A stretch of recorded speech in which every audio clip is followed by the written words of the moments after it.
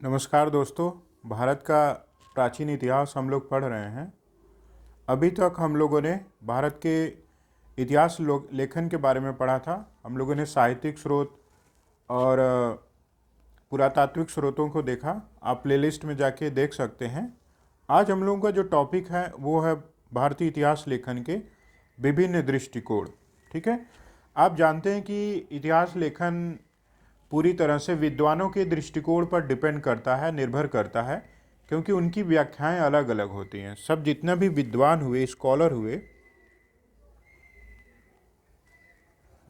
हुए सबकी व्याख्या अलग अलग होती है, एक ही घटना को लेके, एक ही इतिहास को लेकर के।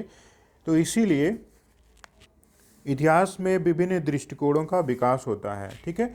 तो चलिए हम लोग एक एक के बारे में पढ़ते हैं। जो विभिन्न दृष्टिकोण हैं उनको हम लोग दो भाग में डिवाइड करते हैं। एक तो ब्रिटिश या अंग्रेज बोल लीजिए, अंग्रेज लेखकों का दृष्टिकोण है, और दूसरा है भारतीय लेखकों का दृष्टिकोण। ठीक है। भारतीय लेखक तो इतिहास या भारत के इतिहास के बारे में अंग्रेज क्या सोचते हैं, भारतीय क्या किस तरह से उसका अध्ययन करते हैं, लिखते हैं, हम एक एक के बारे में समझेंगे। ठीक है। ब्रिटिश लेखकों में भी आप देखेंगे दो ग्रुप है, दो समूह है, दो स्कूल है। एक को आप प्राच्यवादी बोलते हैं, प्राच्यवादी या ओरिएंटलिस्ट इंग्लिश में बोला जाता है।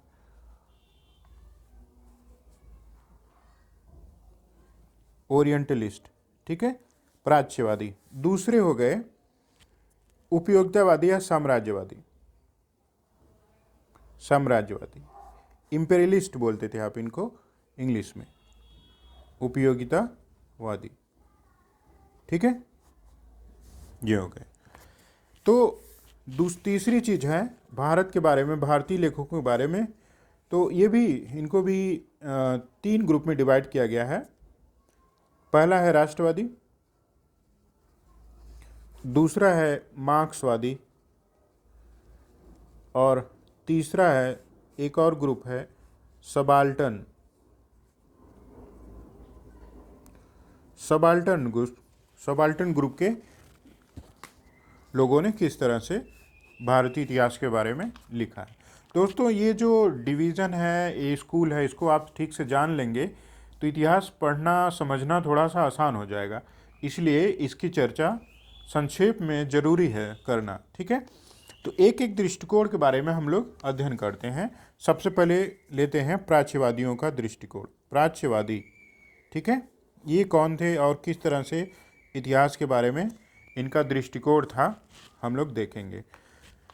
भारत के इतिहास का क्रमबद्ध लेखन अध्ययन आप देखेंगे अंग्रेजों ने ही शुरू किया 18th सेंचुरी में, 18वीं सदी में। ठीक है। अंग्रेजों ने भारत के इतिहास की क्रमबद्ध व्यवस्थित अध्ययन करना शुरू किया। ठीक है। तो अंग्रेजों को विशेष भाषा, संस्कृत, सभ्यता की जानकारी नहीं थी भारत के बारे में, तो उनका अलग दृष्टिकोण डेवलप ही होगा। और अंग्रेजों ने, कुछ लोगों ने भारत की बहुत ज़्यादा तारीफ़ की, और कुछ ग्रुप के लोगों ने बहुत ज़्यादा, आप देखेंगे, भारत की नकारात्मक छवि पेश करने की कोशिश की। तो इन्हीं दोनों को अलग अलग ग्रुप में रखा गया है। जिन्होंने भारत की बहुत ज़्यादा तारीफ़ की उन्हीं को ये प्राच्यवादी बोलते हैं, और जिन्होंने भारत की बहुत ही नकारात्मक छवि प्रस्तुत करने की कोशिश की उनको आप साम्राज्यवादी इतिहास लेखन बोलते हैं। इनके पीछे क्या दृष्टिकोण था उनका, हम लोग देखेंगे। तो प्राच्यवादियों के बारे में हम लोग अध्ययन कर रहे हैं। तो इसके बारे में आपको पता ही है, 1784 में एक बंगाल की बात है, बंगाल में एशियाटिक सोसाइटी की स्थापना होती है। ठीक है। बंगाल में किसकी? एशियाटिक सोसाइटी, एशियाटिक सोसाइटी की स्थापना होती है। ठीक है। इसके स्थापना करने में एक जो है आपके अंग्रेज अधिकारी थे, उनका नाम था sir William Jones. Sir William Jones, ठीक है। इन्हीं के नेतृत्व में एशियाटिक सोसाइटी की स्थापना की। एशियाटिक सोसाइटी में काम क्या होता था? भारत की इतिहास, भारत की संस्कृति, भारत की सभ्यता के बारे में अध्ययन एशियाटिक सोसाइटी में आरंभ होता है। ठीक है। इसी सोसाइटी से, इसी ग्रुप से जुड़े हुए और भी विद्वान थे, आप उनका नाम लिख लीजिए। एक नाम है विल्किंस। विल्किंस इसी स्कूल से जुड़े थे। दूसरे थे विल्सन, तीसरे थे कोलब्रुक। ये लोग भारत के इतिहास का आरंभिक अध्ययन करने वाले यही थे। प्राच्यवादियों कौन थे? ये आरंभिक लोग थे, आरंभ करने वाले लोग यही थे। भारत के इतिहास का अध्ययन कोलब्रुक लिखा है, ठीक है। तो इनका दृष्टिकोण क्या था भारत के बारे में, ये समझते हैं हम लोग।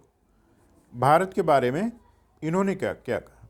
जब इन्होंने प्राचीन भारत का अध्ययन किया तो आप देखेंगे इन्होंने भारत के अतीत को स्वर्णकाल कहा, स्वर्णकाल कहा, ठीक है। स्वर्णकाल की संज्ञा दी भारत के अतीत को स्वर्णकाल। ऐसा इसलिए कि इन्होंने कहा कि भारत की जो परंपरा है, यहाँ की जो संस्कृत है और यहाँ की जो संस्थाएं हैं, यहाँ का जो दर्शन है बहुत ज़्यादा डेवलप हुआ है, बहुत ज़्यादा विकसित है। कंपेयर टू वेस्टर्न, पश्चिम की तुलना में बहुत ज़्यादा डेवलप है। उन्होंने तो भारत के अतीत की प्रशंसा की, लेकिन वर्तमान की आलोचना की। उन्होंने कहा कि भारत तो अतीत में बहुत ज़्यादा विकसित था, आत्मनिर्भर था, लेकिन वर्तमान समय में बहुत पिछड़ गया है। इन्होंने जब ये सब तुलना पश्चिमी दर्शन से किया, पश्चिमी संस्थाओं से किया, तो उस समय की तुलना में उन्होंने बोला कि भारत बहुत ज़्यादा विकसित था, बहुत ज़्यादा डेवलप था, ठीक है। और इनका एक और योगदान था, उन्होंने प्राचीन भारतीय ग्रंथों का आप देखेंगे अंग्रेजी में अनुवाद करना शुरू किया। जैसे में गीता हुई, ठीक है, विल्किंस ने गीता का अनुवाद किया था। और भी ढेर सारे, जैसे आपका वेद हुआ, इन सब का अनुवाद इन लोगों ने करना शुरू किया था। बाद में हम लोग जो मॉडर्न इंडिया पढ़ेंगे तो भारत में शिक्षा व्यवस्था तो किस तरह से, कौन कौन से अनुवाद हैं, उनके बारे में हम लोग डिटेल्स में देखेंगे, ठीक है। अभी हम लोग प्राच्यवादी कौन थे, इनके सिर्फ इंट्रोडक्शन, एक परिचय जान लें, ठीक है। तो इन्होंने भारत के बारे में बहुत ही अच्छी तस्वीर, बहुत ही अच्छी छवि प्रस्तुत करने की कोशिश की थी। लेकिन इन्हीं के प्रतिक्रिया स्वरूप जब देखा कि इन्होंने भारत की बहुत ही तारीफ किया कर रहे हैं लोग, तो इन्हीं के प्रतिक्रिया स्वरूप एक साम्राज्यवादी विद्वान, या साम्राज्यवादी, या फिर आप उपयोगितावादी बोल लीजिए, उपयोगितावादी लेखक उपस्थित हुए। इन लोगों का दृष्टिकोण क्या था? ये पश्चिमी शिक्षा को या इंग्लिश शिक्षा को आप कह लीजिए बहुत ही श्रेष्ठ मानते थे, पश्चिमी दर्शन को बहुत ज़्यादा श्रेष्ठ मानते थे। इसीलिए भारत की परंपरा को बहुत ज़्यादा इन्होंने खराब बताया। ये 19वीं सदी में आरंभ में, 19वीं सदी का आरंभ में इन लोगों का आप देखेंगे कि आरंभ होता है। ये भी प्राचीन भारत के बारे में बहुत कुछ लिखा। तो इनका दृष्टिकोण क्या था, हम लोग उसको पहले समझ लेते हैं। साम्राज्यवादियों का दृष्टिकोण, ठीक है। देखिए, साम्राज्यवादी भारत के अतीत को बहुत ही पिछड़ा सिद्ध करके भारत में अंग्रेजों का जो शासन स्थापित हो रहा है उसको बहुत अच्छा बताने की कोशिश की, अपने आप को एज ए हीरो पेश करने की कोशिश की। क्योंकि भारत में हर चीज़ तो बहुत ही खराब है, यहाँ की संस्थाएं खराब है, यहाँ का राजतंत्र खराब है, यहाँ लोकतंत्र था ही नहीं, इस तरह से ही लोगों ने बोला। इन्होंने कहा कि भारत में जो निरंकुशता थी, डिक्टेटरशिप, इन्होंने कहा भारतीय राजा निरंकुश थे, ठीक है। इसी को भारत में निरंकुशता थी और यहाँ के लोग काफ़ी पिछड़े हुए थे, पिछड़ी संस्कृति है इन लोगों का, पिछड़ी सभ्यता है। आप देखेंगे कि यहाँ की, आप बोलते हैं कोई संस्था ही नहीं थी यहाँ पे, संस्थाओं का अभाव था, चाहे वो राजनीतिक संस्था हो या फिर सामाजिक संस्था हो, सबका इन्होंने अभाव सिद्ध करने की कोशिश की, ठीक है। क्योंकि इन लोगों का दृष्टिकोण ही था कि जब भारतीयों को बहुत ही पिछड़ा सिद्ध कर देंगे तभी हम लोग अपनी सभ्यता, अपनी संस्कृति को श्रेष्ठ सिद्ध कर पाएंगे। ठीक है, तो इसमें सबसे प्रसिद्ध जो ब्रिटिश लेखक हैं उनके बारे में हम लोग पढ़ेंगे, देखते हैं। उनका नाम है, उपयोगितावादी लेखकों में सबसे ज़्यादा नाम आपका जेम्स मिल का आता है। ठीक है, जेम्स मिल। ठीक है, ये मिल महोदय हैं।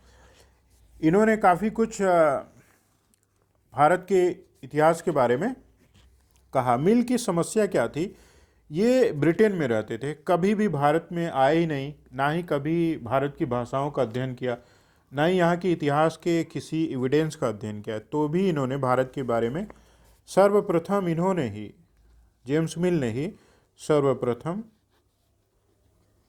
भारत का इतिहास लिखा, पूरा, प्राचीन काल से लेके आधुनिक काल तक। पूरी बुक जो है 6 खंडों में इन्होंने लिखा था। ठीक है, इनके लेखन की जो समस्या सबसे बड़ी क्या थी कि इन्होंने पूरे इतिहास को, भारतीय इतिहास को 3 खंडों में बांटा था। ठीक है, और क्या नाम दिया था, प्राचीन इतिहास को इन्होंने हिंदू काल दिया, हिंदू काल नाम दिया। मध्यकालीन इतिहास को इन्होंने मुस्लिम काल नाम दिया, मुस्लिम काल। ठीक है, और फिर आधुनिक समय में उसको ब्रिटिश काल की संज्ञा दी।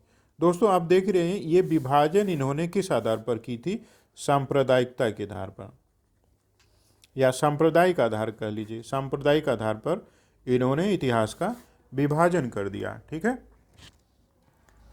और ऐसा इसलिए कि ये विभाजन जो है अगर हो जाएगा तो भारत में आप देखेंगे कि अलग अलग ग्रुप के लोगों का, इन लोगों को साथ मिलेगा और सांप्रदायिकता बढ़ेगी, बांटो और राज करो की नीति आप देखेंगे आगे बढ़ेगा। ठीक है, ये जेम्स मिल का विद्वान, इन्होंने भारत के चरित्र को बहुत ही पिछड़ा बताया, बहुत ही खराब छवि पेश की। हिंदू काल यानी जो प्राचीन भारत था, इन्होंने कहा कि बहुत ज़्यादा पिछड़ा था और यहाँ के राजा लोग निरंकुश होते थे। ठीक है, निरंकुश होते थे,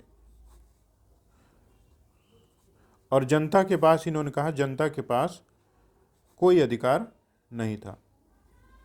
ठीक है, कोई अधिकार नहीं था।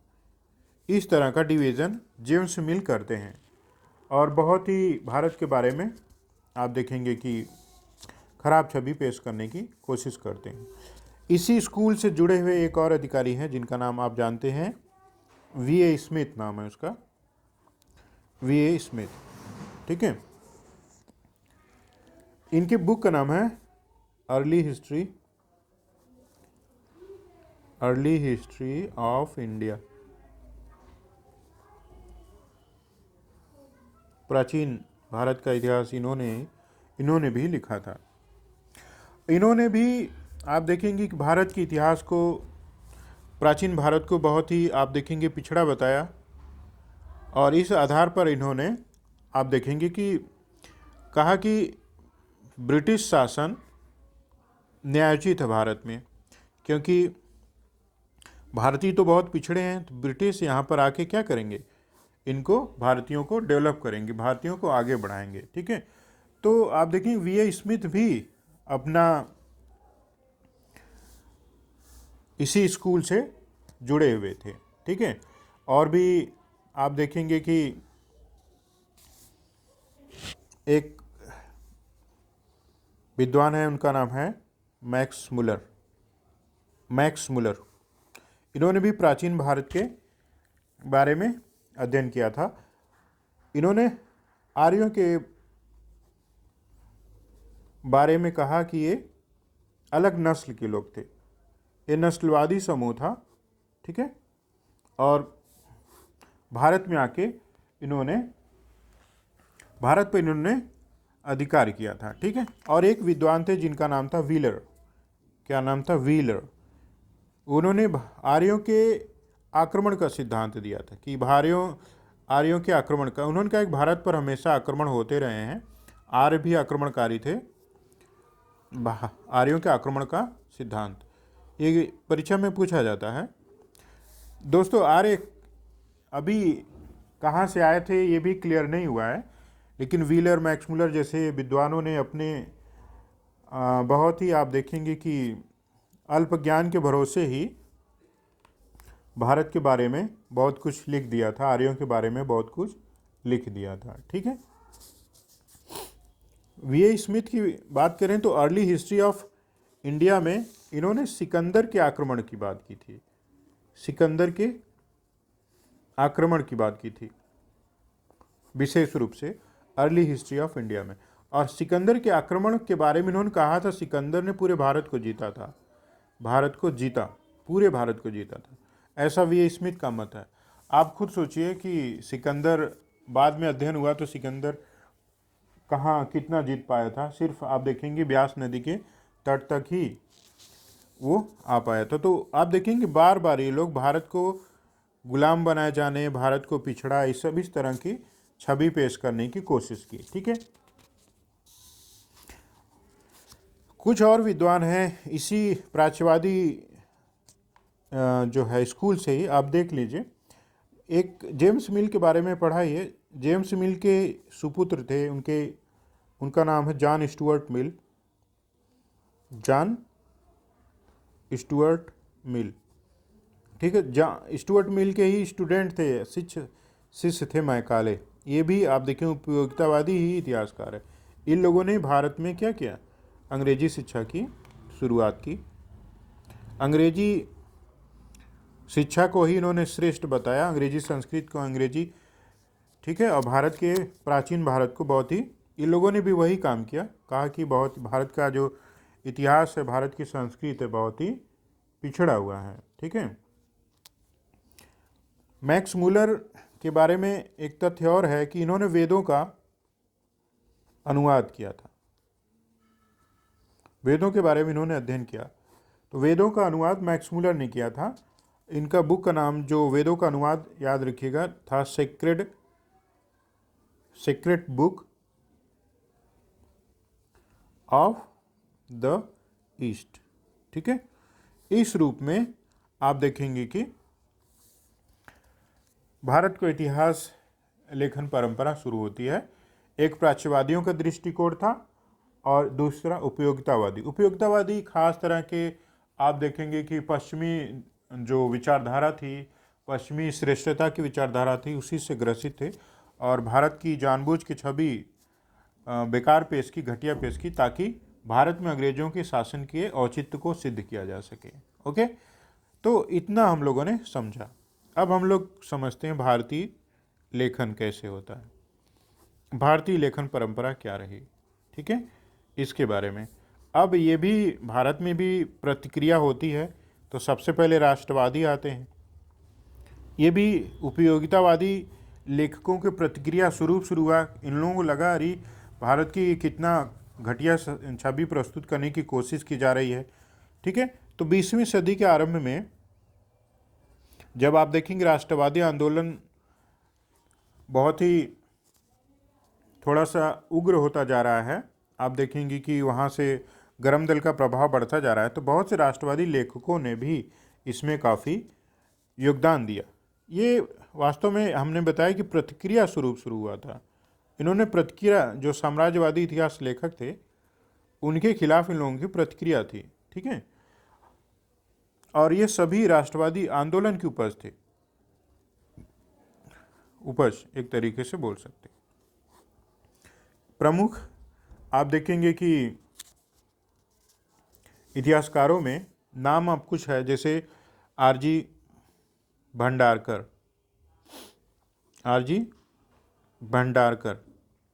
ठीक है। दूसरे प्रमुख इतिहासकार थे केपी जायसवाल। ये सभी राष्ट्रवादी इतिहास लेखक हैं। तीसरा आप जानते हैं एमजी रानाडे नाम था, एमजी रानाडे। ठीक है। और सावरकर, वी.डी. सावरकर पूरा नाम है, ठीक है, अल्टेकर, ये सभी विद्वान राष्ट्रवादी थे, राष्ट्रवादी लेखक थे। अब जानते ही हैं कि भारत के बारे में इन्होंने बहुत इतिहास के आधार पर तो नहीं, बहुत ही बढ़िया, बहुत ही अच्छा छवि पेश करने की कोशिश की। इन्होंने क्या किया, क्या कहा कि भारत, हम लोग राष्ट्रवादियों के बारे में पढ़ रहे हैं, इनका दृष्टिकोण क्या था भारत के बारे में। तो जाहिर है कि साम्राज्यवादियों की प्रक्रिया के शुरू हुआ था। तो इन्होंने एक तरफ तो जो प्राच्यवादी थे, प्राच्यवादी जो तर्क दिए थे भारत के बारे में, उन्होंने इसको स्वीकार किया, प्राच्यवादियों ने भारत के बारे में जो कहा था। लेकिन जो साम्राज्यवादी थे, उनकी बातों को इन्होंने पूरी तरह नकार दिया, ठीक है। और इन्होंने कहा कि भारत में जनतंत्र था। इसके लिए उन्होंने वेदों का उदाहरण देते हैं। वेदों में आप देखेंगे कि सभा, समिति, इन सब जैसे शब्दों और संस्थाओं की आप देखेंगे कि चर्चा की गई है। और चाणक्य का अर्थशास्त्र जो था, उसमें आप देखेंगे मंत्रिपरिषद की चर्चा की गई है कि नहीं। जब हम लोग पढ़ेंगे तो देखेंगे इन सब के बारे में। तो इसीलिए इन्होंने कहा कि भारत में निरंकुशता नहीं थी, डिक्टेटरशिप नहीं था, बल्कि जनतंत्र था। इसके लिए उन्होंने निम्नलिखित उदाहरण देने की कोशिश की। इन्होंने 1857 को भी आज़ादी की पहली लड़ाई बताने की कोशिश की। और इन लोगों का सबसे अच्छा काम था काल विभाजन भारत का सही किया। इन्होंने सांप्रदायिक जो विभाजन था उसको हटा करके इन्होंने भारत को भी 3 कालखंडों में, भारत के इतिहास को 3 खंडों में बांटा, प्राचीन भारत और मध्यकालीन भारत और आधुनिक भारत, ठीक है। इस आधार पर उन्होंने, राष्ट्रवादियों ने भारत के इतिहास का विभाजन करना शुरू किया, ठीक है। तो इन्होंने भारत में जो निरंकुशता का आरोप था या पिछड़ेपन का आरोप था, इस सब को उन्होंने नकार दिया। भारत की संस्कृति और सभ्यता को इन्होंने विकसित बताया, पश्चिम से भी विकसित बताया, ठीक है। ये राष्ट्रवादियों का दृष्टिकोण था। तीसरे जो विद्वानों के बारे में हम लोगों को जानना है वो है मार्क्सवादी, ठीक है। मार्क्सवादी मतलब मार्क्स के विचारों को तो ये लोग मानते ही थे, मार्क्स की जो थ्योरी है उस पर इन लोगों को विश्वास था, लेकिन टोटली मार्क्स के जो विचार हैं उसको ये लोग स्वीकार नहीं करते थे, ठीक है। तो मार्क्सवादी, इसकी शुरुआत जो है, मार्क्सवादी लेखन की शुरुआत माना जाता है कि डी.डी. कौशाम्बी, इनकी बुक आती है मध्यकालीन भारत की, प्राचीन भारत की, डी.डी. कौशाम्बी द्वारा की गई थी, ठीक है। अन्य बहुत से इम्पोर्टेंट लेखक हैं। आप एनसीईआरटी के जो बुक है आर.एस. शर्मा एनसीईआरटी की जो प्राचीन भारत का इतिहास है, मार्क्सवादी लेखक हैं, ठीक है। इन लोगों का दृष्टिकोण कहा था, इनका कहना था कि जो इतिहास का लेखन है, अध्ययन है, वो सिर्फ राजाओं के या फिर राजतंत्र के इतिहास तक ही सीमित नहीं होना चाहिए, ठीक है। इन्होंने कहा कि इतिहास का जो निर्धारक होता है, इतिहास का निर्धारक होता है वो वहाँ की काल विशेष में या राज्य में जो प्रचलित उत्पादन प्रणाली है वो करती है, या आप कह लीजिए आर्थिक कारक है वो करता है। आर्थिक कारक में जब परिवर्तन होता है तो वही वहाँ के राजनीति को भी बदलता है, वहाँ के समाज को भी बदलता है, और इसी से ही वहाँ की संस्कृति का भी, सभ्यता का भी विकास होता है, ठीक है। तो इन्होंने आर्थिक दृष्टिकोण को ही इतिहास के अध्ययन में सर्व प्रमुख माना था। इन्होंने कहा कि इतिहास का अध्ययन सिर्फ सैनिक या राजा तक ही सीमित नहीं होना चाहिए, बल्कि इन्होंने कहा था कि इतिहास में जो परिवर्तन हो रहे हैं सामाजिक, आर्थिक, राजनीतिक, उसका और उसके कारणों का विशेष ध्यान रखकर इतिहास का अध्ययन किया जाना चाहिए। और इतिहास में आप देखेंगे कि इन्होंने कहा कि इन सब चीज़ों का समावेश होना चाहिए।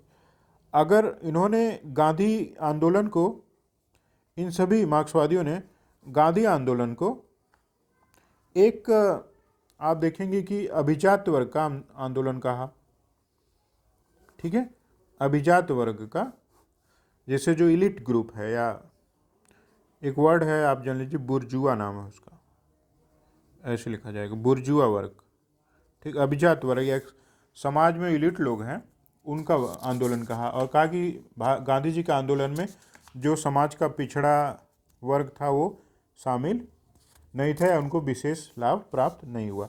ये गांधी जी के मार्क्सवादियों का दृष्टिकोण था, ठीक है। अब हम लोग लास्ट वाला भी देख लेते हैं, जो लगभग 20वीं सदी में शुरू होता है इतिहास लेखन इन लोगों का।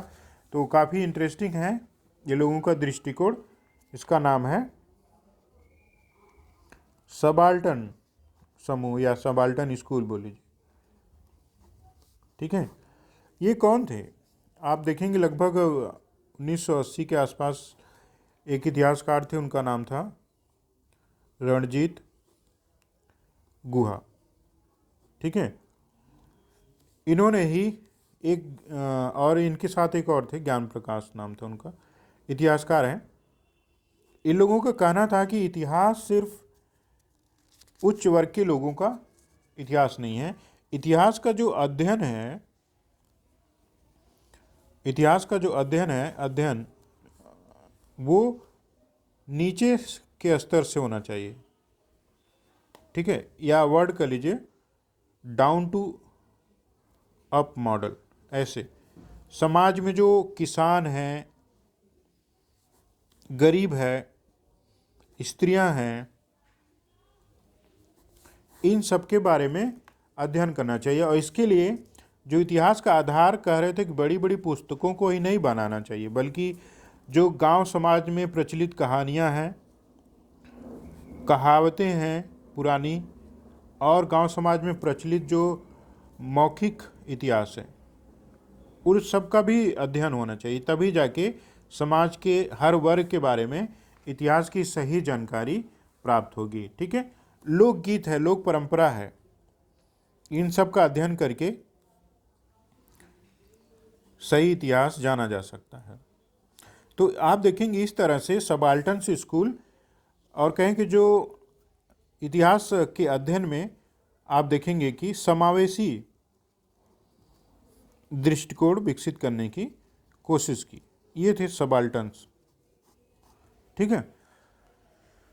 तो इनका भी दृष्टिकोण काफ़ी अच्छा था। इन्होंने कहा था कि इतिहास में जो समाज के निचला वर्ग है, स्पेशली यहाँ के किसान, यहाँ के मजदूर, यहाँ की स्त्रियाँ, और भी जो जनजातियाँ हैं, और भी पिछड़े जो समूह हैं, छूट गए हैं, तो इन लोगों का अध्ययन भी इतिहास में विशेष रूप से होना चाहिए, इनकी जानकारी होनी चाहिए। और इसके लिए जो प्रचलित लोकगीत हैं, लोक परंपरा है प्राचीन काल से, उनका अध्ययन होना चाहिए, ठीक है। तो ये सबाल्टर्न स्कूल था। आपने देखा कि इस तरह से हमने 5 स्कूल के बारे में चर्चा की है, प्राच्यवादी, उपयोगितावादी, राष्ट्रवादी, मार्क्सवादी और सबाल्टर्न्स। सबका अलग अलग दृष्टिकोण था। इसमें बस मोटा मोटा आपको समझना है कि वो क्या किस तरह से सोचते थे, ठीक है, और इनका काल विभाजन किस तरह से किया है, इनका क्या दृष्टिकोण था इतिहास के अध्ययन के बारे में, ठीक है। इसके बारे में बहुत ही डिटेल से स्टडी नहीं करना है, बस आप जानते रहिए कि ये किस ग्रुप के लोग हैं और किस तरह से इतिहास के बारे में चर्चा करते हैं, ठीक है। तो आज ये जो डिवीज़न था समाप्त हुआ। अगले क्लास में हम लोग भारत के इतिहास का प्राचीन इतिहास है उसकी शुरुआत करेंगे, ठीक है। ये इतिहास के और सभी वीडियो प्लेलिस्ट में आप देख सकते हैं। वीडियो को दोस्तों लाइक भी करिए, सब्सक्राइब भी करिए और लोगों को शेयर कीजिए, ठीक है। Thank you.